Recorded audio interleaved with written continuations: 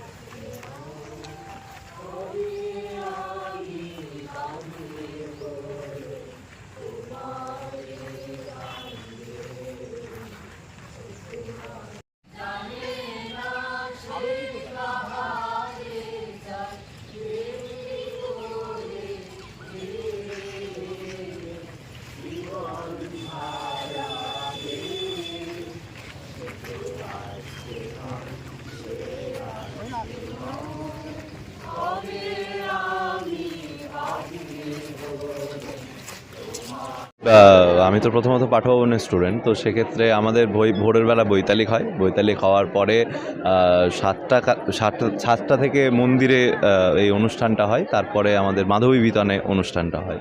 তো সবাই আসে এখানে, পুরনো স্টুডেন্ট থেকে শুরু করে এখনকার যারা প্রেজেন্ট স্টুডেন্ট সবাই উপস্থিত থাকে। আমরা এই দিনটাকে খুব ভালো করে কাটাই এবং অনুষ্ঠান করার চেষ্টা করি। আমরা আমাদের দিদিরা, দাদারা সবাই মিলে অনুষ্ঠানগুলো করে, বেশ ভালো লাগে আমাদের আর কি। একদমই আমার বিশেষত বোলপুরে শান্তিনিকেতন প্রতি ছোট থেকেই ভালোবাসা, কারণ আমি ছোট থেকে এখানে পড়াশুনো করি এবং মানে এখানে থেকে নিজেদের শেখা এবং ভাই বোনদের শেখানো, এগুলো মানে সবাই মিলে আমরা থেকে নতুন কিছু করার চেষ্টা করি, একসাথে সব কিছু যা শিখি তা শেখানোর চেষ্টা করি। খুব ভালো, এই পরিবেশটাকে কোনো জায়গায় পাওয়া যায় না।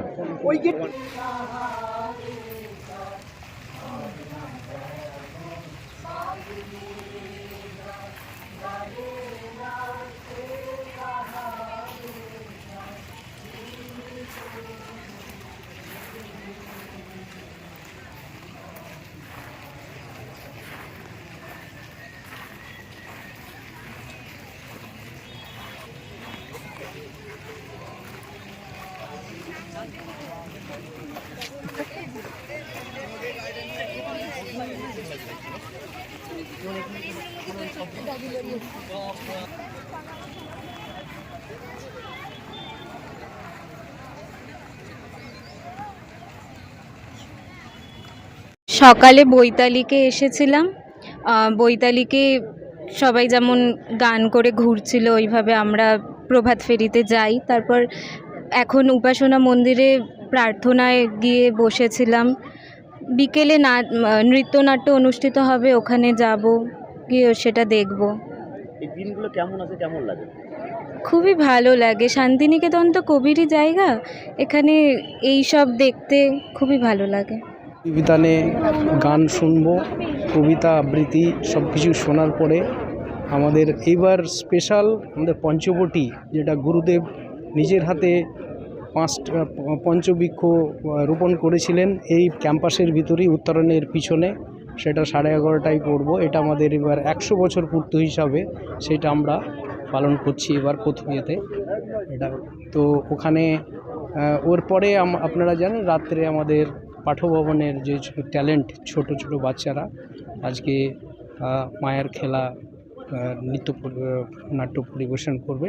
এটা আমাদের আজকে পুরো দিনের আর এই ঐতিহ্য আমরা বজায় রাখবো প্রজন্ম থেকে প্রজন্মেতে আমাদের এই সঞ্চালিত সাধনার সঙ্গে, এবং আমাদের সব সঙ্গীত আবৃত্তি এইসব নিয়ে আমাদের আজকে পুরো ব্যস্ততা এবং আনন্দের সঙ্গে দিন কাটবে।